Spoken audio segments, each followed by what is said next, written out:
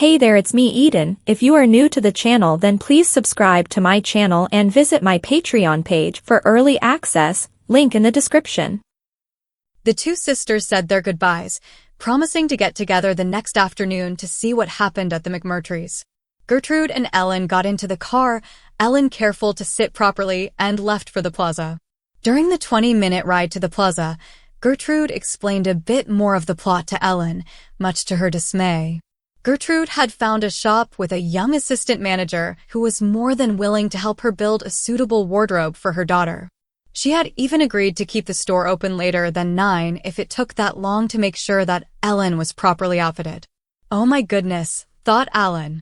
If she's going to spend that kind of money, she's serious about the month, or 6 weeks as it is now, and he resolved to try not to do anything more to increase his punishment time. As they entered the shop, a pretty little redhead bounced over from behind the counter. "I'm glad you could make it this evening. There are only a few girls in the store now, so you should be able to shop pretty much undisturbed," she said. "Oh, by the way, I'm Colleen and you must be Ellen. You are so pretty already. You are going to make the most beautiful girl when I get done with you," she added. She took Ellen by the hand and led her back toward the foundations section of the store. Colleen had won Gertrude's confidence the week before when she had been out trying to find a shop. Gertrude had carefully explained to several different clerks in several different stores what she had in mind. Most were put off by the idea. Several more reluctantly said she could bring her son by. But this girl enthusiastically welcomed the idea and said she would personally take care of Alan the same way she took care of her brother Victor when it was his time to learn certain lessons. She was pleased to learn that Victoria had done junior high at her sister's school and that she, indeed, knew Alan since they both attended the same high school and Alan had made more than one pass at her over the last couple of years. In the lingerie section, Ellen was embarrassed by the delicate and feminine garments hanging on the walls.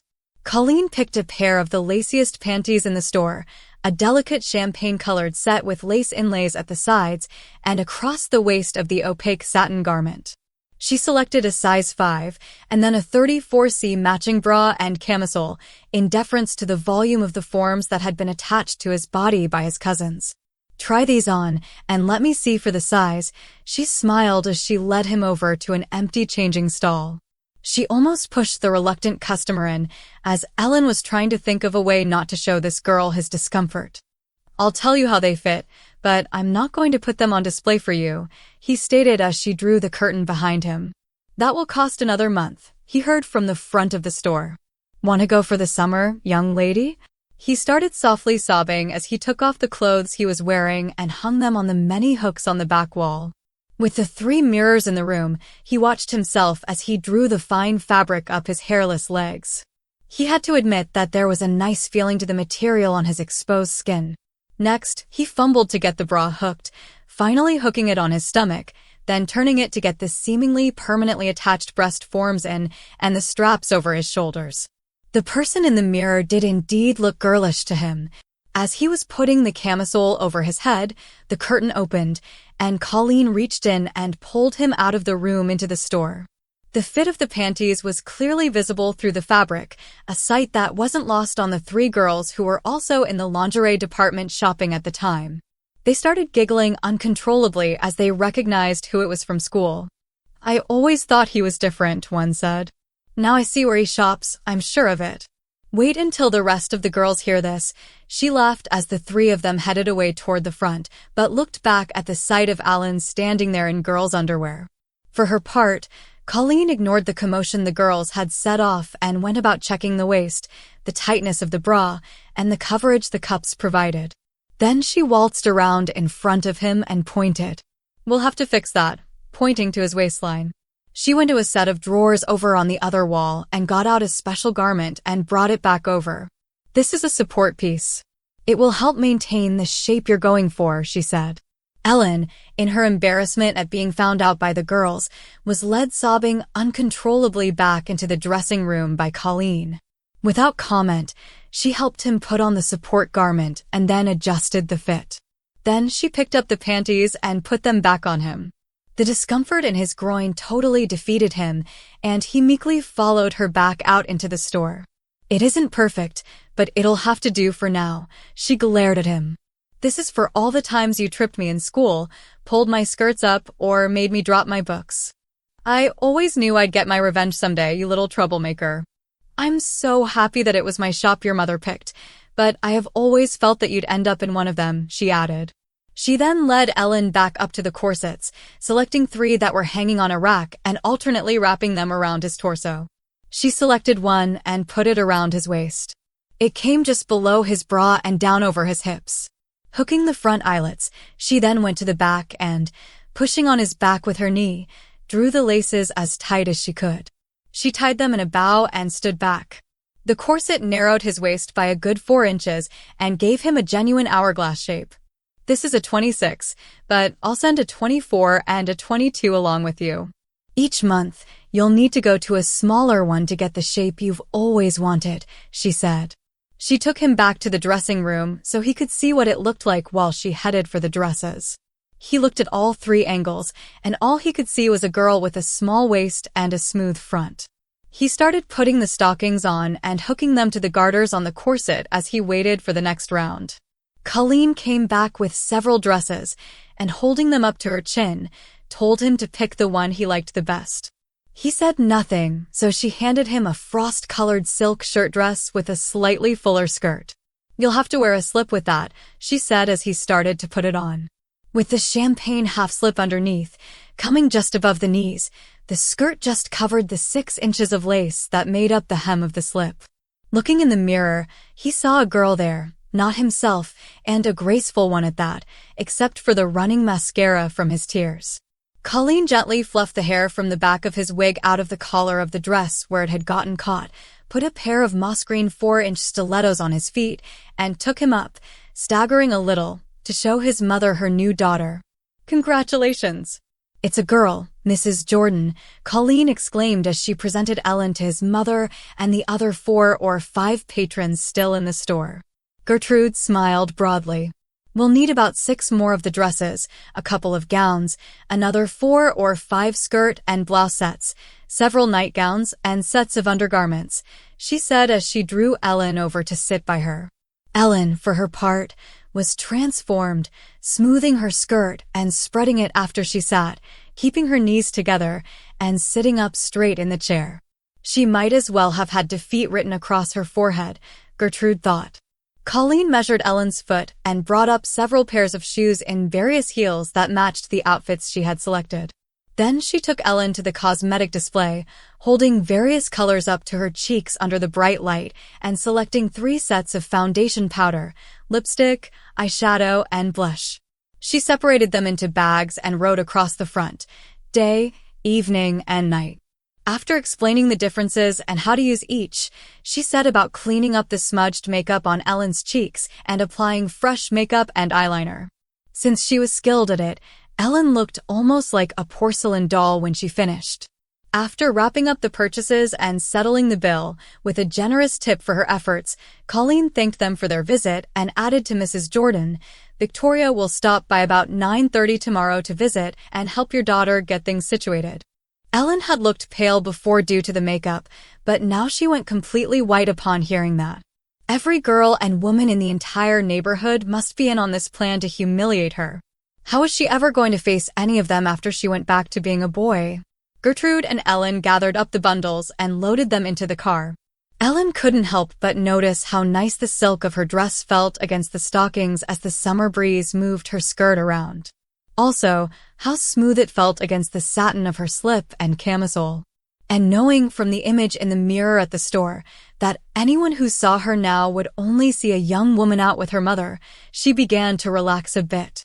With the knowledge firmly planted that this was how she was to spend her summer, she might as well get used to it. She just hoped she wouldn't run into anyone else she knew for a while, but then that girl she had once flirted with, Vicky, was coming over in the morning. How was she going to react to seeing Ellen? The drive home from the clothing store passed quickly, and Ellen helped her mother bring the bags inside. Both carried full armloads of garment bags, shoe boxes, and accessories into the house and up the stairs to Ellen's room. As her mother unwrapped the clothing and put it away, Ellen made her biggest mistake of the day so far. "After I'm done with this stuff, we can save it all for little Billy to grow into," she said. Gertrude moved faster than Ellen had ever seen as she backhanded her across the face. "You're being careless with your words, or you're really starting to get used to this," she said firmly. "Your cousins will be here in a few minutes to get you ready for bed, so go downstairs to open the door for them while I finish this," she added. Ellen went downstairs, rubbing her cheek. A few minutes later, Tracy and Stacy bounced in with their clothes for the weekend. This promised to be the first time they could really enjoy staying over with their Aunt Gert, and they were looking forward to it. The three of them headed upstairs, with Stacy walking behind Ellen, lifting her skirt slightly and giggling. "Ellen's night clothes are laid out. Help her get into them," Gertrude said. "I have things to do downstairs, and I expect no trouble up here." Ellen followed Tracy into the room and gasped, "Oh no." As she looked around the room, she saw a delicate black nightdress with a matching set of undergarments. It had soft ruffled details at the hem and shoulder straps, but on the bed, there was something unexpected, a folded garment with pins and powder set beside it on the stand. Tracy's eyes lit up. "This is going to be fun," she called out to her sister, who couldn't see around Ellen, who stood frozen in the doorway, shaking. "First, we have to get your clothes off," Tracy said as she started unbuttoning Ellen's blouse. Stacy unfastened the back of the skirt and lifted Ellen's slip, nudging her arm so she could pull it over her head. Quickly, she was left standing in her undergarments. Stacy then unhooked the back of her bra, while Tracy helped remove the stockings. Tracy then pulled down Ellen's undergarments, leaving her exposed in front of her two cousins. Still in shock, she followed as Tracy gently guided her to the bed and nudged her to lie down. Tracy positioned the soft fabric beneath her, dusting a light powder over her skin before fastening the garment securely around her waist. As she helped Ellen stand back up, she and Stacy burst into laughter, their sides shaking from amusement. Once they settled down, they picked up the matching lingerie set. Tracy, standing in front of Ellen, guided the delicate lace bra up her arms, carefully situating the padded inserts inside. Stacy then fastened the hooks in the back.